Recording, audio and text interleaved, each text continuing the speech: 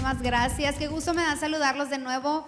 Ya estamos a la mitad de toda esta charla, ya hemos visto a diferentes expositores. Qué gusto que continúen aquí con nosotros y ya los presentaron, Pepe, Rox, ya hablando y entrando más en confianza, ya todos, algunos tenemos ya hambre, ya queremos irnos a esta hora de la comida, pero se me hace muy interesante hablar del arte de crear una institución desde muy abajo.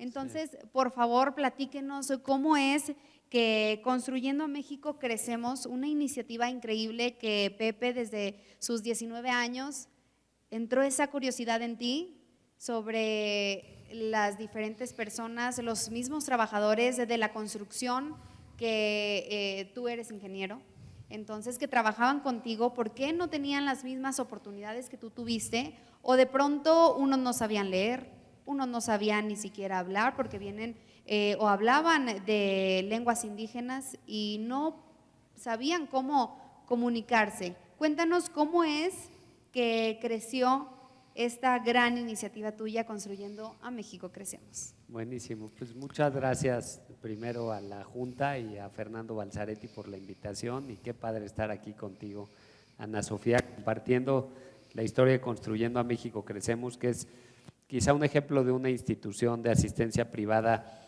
que se ha formado en los últimos años. Tenemos casi 10 años de habernos convertido en institución de asistencia privada, entonces tenemos una trayectoria evidentemente mucho más corta que las grandes instituciones de asistencia privada que hay en nuestro país, pero en ese sentido podemos hablar del contexto de cómo nos formamos y cómo nos volvemos institución de asistencia privada. Y yo ahí, algo que rebotábamos hace un momento Ana Sofía y yo, platicando un poco aquí atrás antes de entrar, es que las instituciones de asistencia privadas, seguramente todas, no empezaron en grande, todas empezamos en pequeño, como todas las grandes cosas que ocurren en este mundo y que valen la pena y que en algún momento fueron grandes, ¿no? Martin Luther King empezaba dando sus discursos como ministro en una iglesia bautista en donde él era ministro con el foro de las personas que estaban a su alrededor. O las grandes empresas privadas como Amazon empezaron en un garage, no empezaron con todos los recursos y no empezaron con todas las capacidades.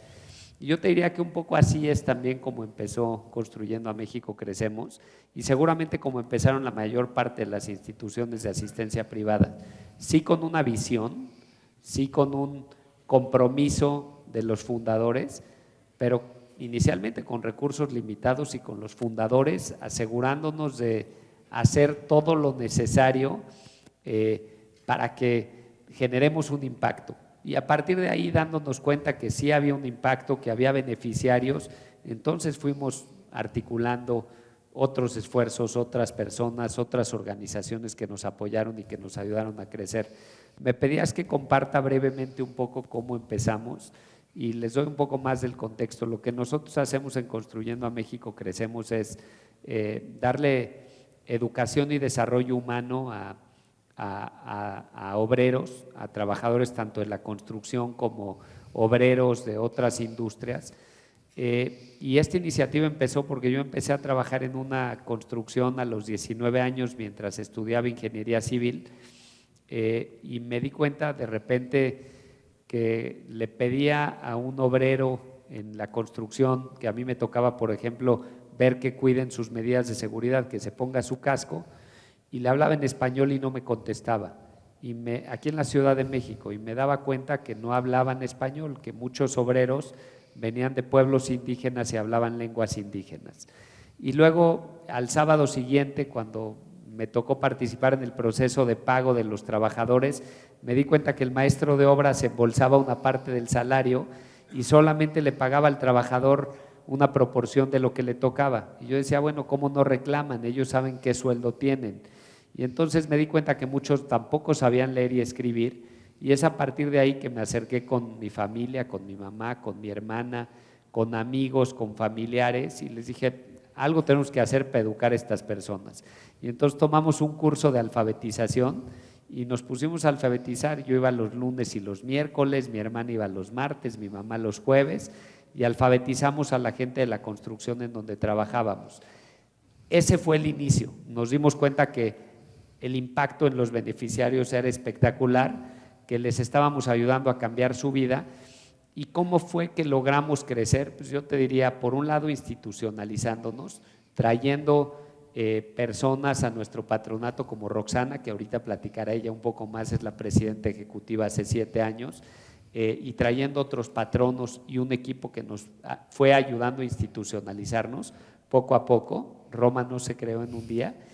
Y la segunda parte que me parece que fue fundamental fue armar una organización que no se dedique a volver a hacer lo que ya existe, sino más bien ser una organización articuladora de esfuerzos que ya existan. Entonces, si bien nosotros proveemos educación y desarrollo humano en muchísimos centros de trabajo en el país, lo hacemos a través de centros de trabajo que nos abren empresas, y lo hacemos con materiales y contenido de la Secretaría de Educación Pública, del Instituto Nacional para la Educación de los Adultos, del TEC de Monterrey, de la Cámara Mexicana de la Industria de la Construcción, y entonces nos volvimos un articulador de muchos esfuerzos que ya existen. Y eso, el sumar con más esfuerzos, es lo que nos ha permitido también desarrollarnos y crecer. Pepe, también existe, y muchos nos cuestionamos, que para ser una institución necesitamos muchos recursos y aparte muchísimas relaciones públicas, sí, muchísimos contactos. ¿Es así? Pues mira, yo creo que eso se va dando si hay la visión y hay el propósito, y esa visión y propósito están mezcladas por una necesidad del beneficiario. No se tiene que dar de inicio, Ana Sofía.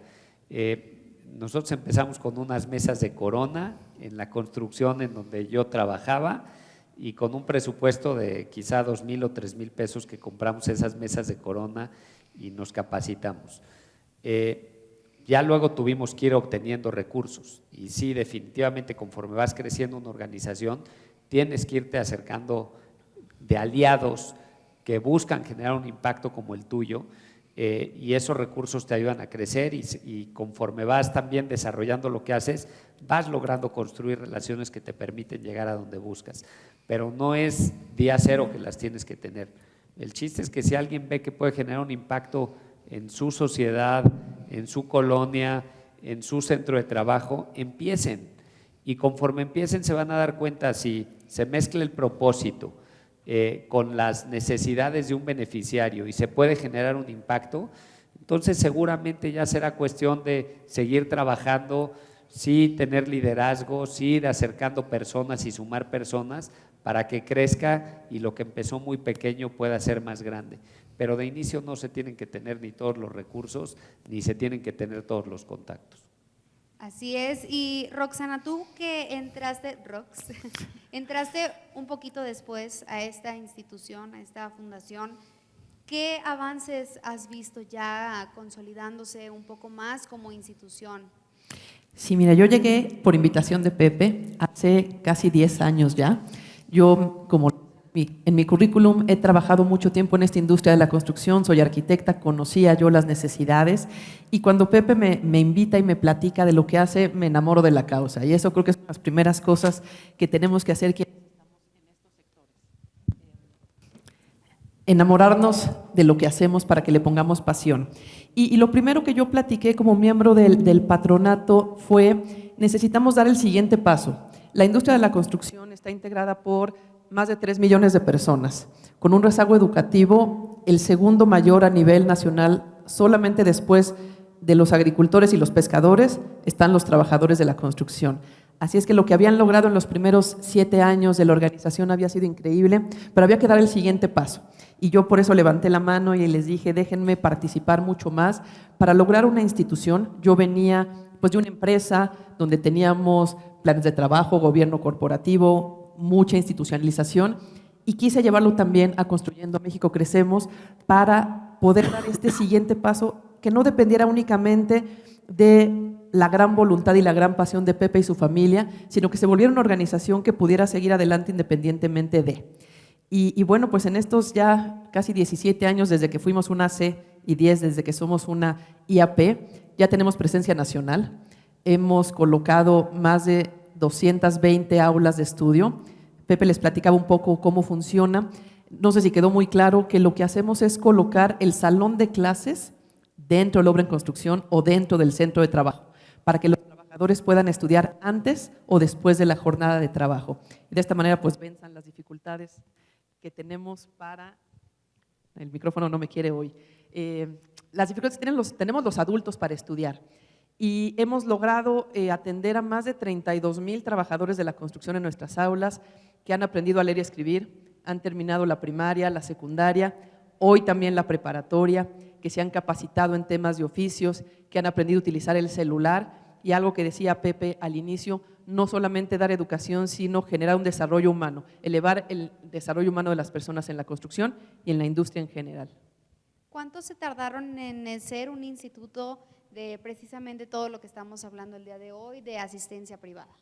¿Cuánto fue el tiempo? Creo que cuando nos convertimos en IAP, cuando creamos la IAP Construyendo México Crecemos en el 2014, fue ese parteaguas. Originalmente estábamos en la Ciudad de México, que era lo más fácil para poder llegar a las construcciones, y dijimos, bueno, ¿por qué no llegar a Monterrey, por ejemplo, donde hay muchísima obra en construcción, donde hay muchísima necesidad? Cuando colocamos la primera aula en Monterrey, en una obra del TEC de Monterrey particularmente, yo dije, van a ser puros de prepa. Aquí en Monterrey la gente debe estar mucho más capacitada. Qué sorpresa me llevé, que es donde más alfabetización tenemos. ¿Y por qué? Porque vienen muchos trabajadores de San Luis Potosí, de Veracruz, de Chiapas, de Guerrero y buscan oportunidades donde hay trabajo, pero no han tenido la oportunidad educativa.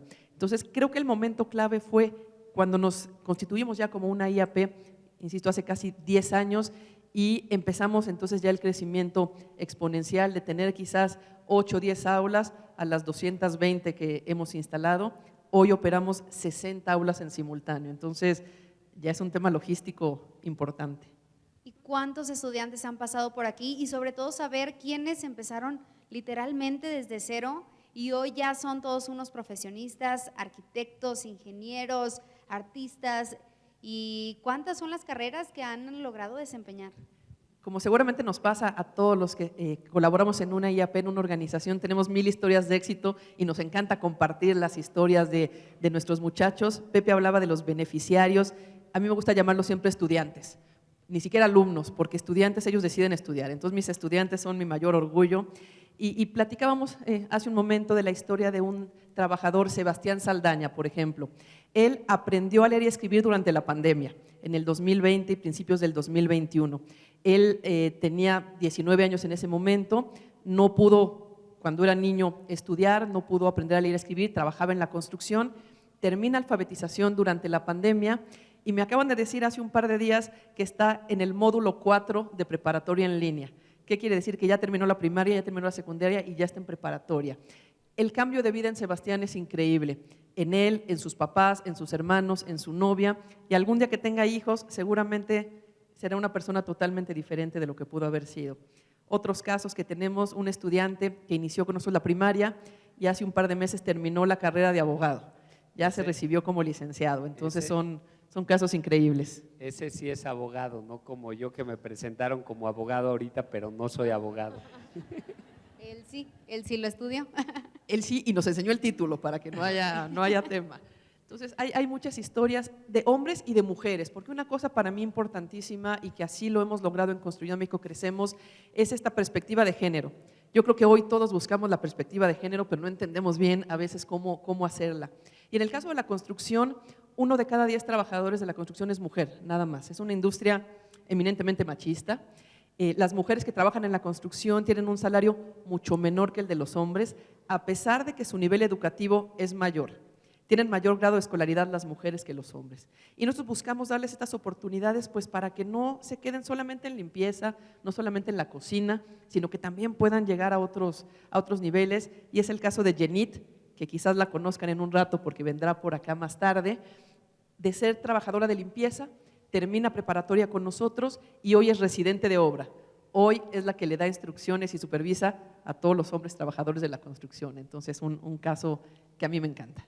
Casos increíbles y de éxito, y me gustaría destacar un proyecto, 2 proyectos muy interesantes, y es que yo no sé si ustedes vieron aquí afuera en el lobby algunas imágenes increíbles. Cuéntenos quién hizo esas imágenes y cómo se desarrolló ese proyecto. El proyecto se llama En Construcción, lo iniciamos justo antes de la pandemia. Les dimos clases de fotografía, talleres de fotografía a nuestros estudiantes trabajadores de la construcción, que aprendieran a encuadrar, a la luz, a cómo tomar fotografías. Les dimos cámaras y les dijimos: retrata tu vida en la obra en construcción. Y lo que ven allá afuera son una muestra de las más de 100 fotografías tomadas por ellos, donde demostraron un talento increíble. Yo de verdad digo, ya las podrán ver con un poco más detalle más tarde, pero yo digo, ¿cómo lograron visualizar todo esto? ¿Y qué queremos con esta parte del desarrollo humano? Demostrar que tienen un talento mucho más de lo que ellos mismos se imaginan. Ellos hoy son artistas, son fotógrafos y pueden demostrar que la construcción están ahí porque les gusta, pero que pueden lograr muchísimas más cosas. ¿Y cómo nació el proyecto de la orquesta, que precisamente nos va a sorprender seguramente un poquito más adelante? Yo les diría a todos los que nos acompañan hoy, a todas las IAPs, a todas las organizaciones, que no le tengan miedo cuando tengan una idea que parezca muy loca. Porque yo tuve una idea muy loca, que fue hacer la primera orquesta de trabajadores y trabajadoras de la construcción. Cuando se lo planteé a mi patronato me dijeron: ¿estás segura de lo que estás pensando? ¿Cómo le van a hacer unos trabajadores de la construcción que, además de un trabajo pesadísimo, tienen que estudiar? Y ahora además les quieres enseñar música. Dije, pues vamos. Hoy la escucharán un poco más tarde en el cóctel. Les damos estas clases de música para que toquen el violín, toquen el cello, el contrabajo y pues se conviertan en una orquesta. Y nuevamente son personas que han demostrado que más allá del talento físico en la construcción, tienen un talento artístico increíble. Y ahora sí, la pregunta del millón: ¿es para todos abrir una institución de asistencia privada? Mira, yo no creo que sea para todos abrir una institución de asistencia privada, Ana Sofía, porque ya existen muchas instituciones de asistencia privadas que tienen objetivos en los que, si mi objetivo y lo que yo busco hacer se parece a algo que ya existe, mejor me sumo en vez de crear una nueva, ¿no?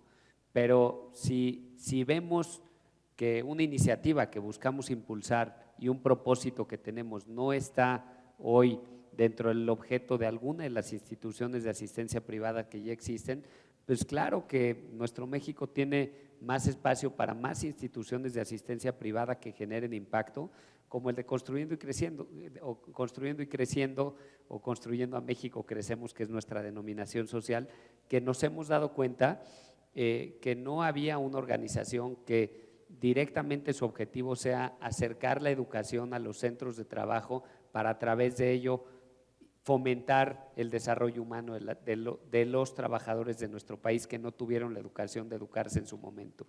Y por eso decidimos crearla. Ahora, no creamos la IAP el día 1, empezamos hace 20 años y la IAP se creó hace 10 años. Entonces, empezamos en chiquito, empezamos con poco presupuesto, fuimos probando lo que hacíamos, fuimos sumando más personas a nuestra organización y la institución de asistencia privada se inició 10 años después. Entonces, yo lo que le diría a quien tiene una idea de hacer algo para nuestra sociedad o de impactar de alguna manera, empiecen, primero que nada empiecen.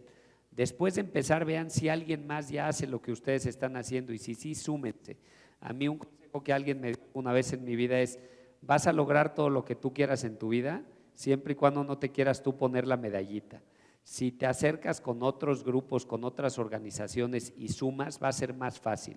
Entonces, si van a empezar una iniciativa, busquen mejor sumarse con otras organizaciones que ya lo hacen. Y si ya existe la organización, no la creen. Si no existe, conforme vayan viendo que hay propósito y hay beneficiarios que lo necesiten, entonces sí, busquen tocar puertas y busquen relaciones y busquen los apoyos para que se pueda lograr. Y todo inicia en pequeño y lo que se necesita es liderazgo, propósito y que esas personas que están detrás de la organización la empujen para llegar tan lejos como se pueda. Ustedes, como Construyendo a México Crecemos, ¿se han enfrentado a algunas crisis, algunos fallos y cómo han logrado superarlas?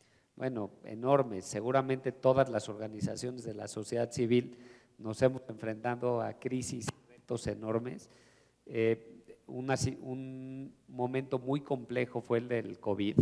Nosotros dábamos clases en centros de trabajo y de repente nos cerraron los centros de trabajo y pues además nuestros trabajadores tenían que estar, al igual que nuestros profesores, en casa, ¿no? Y ese fue un reto muy muy importante para nuestra organización. Yo les diría que en los primeros 3 o 4 meses del COVID nos cuestionábamos mucho si nuestra organización iba a sobrevivir. Creo que el ser parte de la Junta de Asistencia Privada, sin duda que nos ha ayudado a fortalecernos y nos ha ayudado a darnos más elementos para tener una permanencia más de largo plazo, pero lo otro que ayudó fue tener un patronato sólido y una institucionalidad importante en donde desde el primer día de la pandemia el patronato se sumó cada semana a reuniones semanales en las que dijimos cómo nos mantenemos cerca de nuestros beneficiarios. Entonces, ¿qué hicimos? Aulas virtuales y empezar a dar capacitaciones que a veces no necesariamente eran por Zoom, porque muchos albañiles no tenían Zoom, capacitaciones por WhatsApp, capacitaciones por teléfono, de diferentes formas, pero mantenernos en contacto con nuestros beneficiarios. Al final eso nos ayudó fue una crisis muy compleja, pero eso nos ayudó a fortalecer a nuestra institución de una forma espectacular, porque hoy tenemos aulas virtuales que sirven como acompañamiento para los trabajadores cuando dejan de trabajar en una construcción o cuando se van a su pueblo durante los fines de semana, y nos ha ayudado a que los trabajadores avancen más. Ese proyecto nos enorgullece mucho que fue reconocido por la UNESCO como el proyecto que ganó el Premio Mundial de Alfabetización en 2021. Y fue porque nos enfrentamos a un reto. Entonces, yo creo que todas las organizaciones tienen retos y realmente lo importante es superarlo, ¿no? Ya nos caímos, ya tuvimos una dificultad, pues a trabajar fuerte para levantarlo y para darle permanencia a lo que hacemos. Y ahí el rol de la Junta es fundamental. Muchas personas tal vez tienen una AC y dicen, oye, ¿le doy el brinco a la IAP o no? Pues al ser IAP sí tienes un gran beneficio de un apoyo de la Junta que te ayuda a darle permanencia de más largo plazo al propósito y al objetivo de lo que haces, y para nosotros eso ha sido fundamental.